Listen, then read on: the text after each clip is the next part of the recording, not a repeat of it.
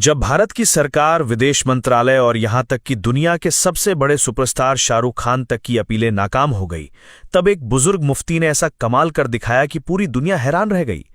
केरल की रहने वाली नर्स निमिषा प्रिया को यमन की एक अदालत ने हत्या के जुर्म में मौत की सजा सुनाई थी। 16 जुलाई 2025 को उसे फांसी दी जानी थी। भारत में उसकी मां, उसका मासूम बच्चा और करोड़ों लोग यही दुआ कर रहे थे कि किसी तरह उसकी जिंदगी बच जाए। कहा जाता है कि भारत सरकार ने यमन सरकार से कई बार अपील की, विदेश मंत्रालय भी एक्टिव हुआ, यहां तक कि शाहरुख खान ने भी अपने स्तर पर कोशिश की, लेकिन हालात बेहद मुश्किल थे।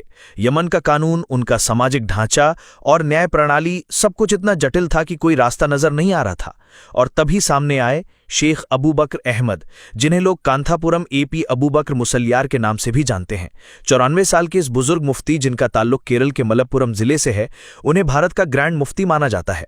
वे सिर्फ एक धार्मिक विद्वान नहीं, बल्कि एक समाज सेवी, शिक्षाविद और लाखों लोगों की जिंदगी को छूने वाले इंसान हैं। उन्होंने वो रास्ता चुना जो शरिया कानून के दायरे में था, ब्लड मनी का। यमन के कानून के मुताबिक अगर किसी मर्डर केस में मृतक के परिवार को पैसे दिए जाएं और वो माफ कर दे, तो फांसी की सजा टाली जा सकती है। शेख अबू बकर ने न केवल यमन के बड़े धार्मिक विद्वानों और पीड़ित परिवार से संपर्क किया, बल्कि भारत में भी एक विशेष टीम बनाकर पूरे मामले की निगरानी शुरू की। ये काम आसान नहीं था, क्योंकि यमन युद्धग्रस्त देश है। वहां तक पहुंचना और लोगों का भरोसा जीतना अपने आप में बहुत बड़ी चुनौती थी। लेकिन शेख अबू बकर का नाम, उनकी सादगी और दुनिया भर में उनका प्रभाव इतना गहरा है कि बात बन गई। उन्होंने यमन के स्थानीय लोगों से सीधे मुलाकात की, धार्मिक स्तर पर संवाद किया और पीड़ित परिवार को न्याय और इंसानियत दोनों का रास्ता दिखाया। उनकी कोशिशें रंग लाई। 16 जुलाई 2025 की वो तारीख, जिसे निमिषा की मौत का दिन कहा जा रहा था, अब जिंदगी का दिन बन गई। फांसी टाल दी गई। सोशल मीडिया पर लोगों ने शेख अबू बकर को फरिश्ता कहा, मसीहा कहा और कईयों की आंखों में आंसू थे। एक मां की बेटी बच गई, एक बच्चे की मां बच गई। शेख अबू बकर भारत में सुन्नी जमियतुल उलमा के अध्यक्ष हैं और उन्होंने मार्कजुल सकाफती सुन्निया नामक एक बड़े इस्लामिक शिक्षण संस्थान की स्थापना की है। उनके संस्थान के तहत स्कूल, अनाथालय, हॉस्पिटल और चैरिटी सेंटर चलते हैं, जिनसे लाखों गरीबों को इलाज, खाना और शिक्षा मिलती है।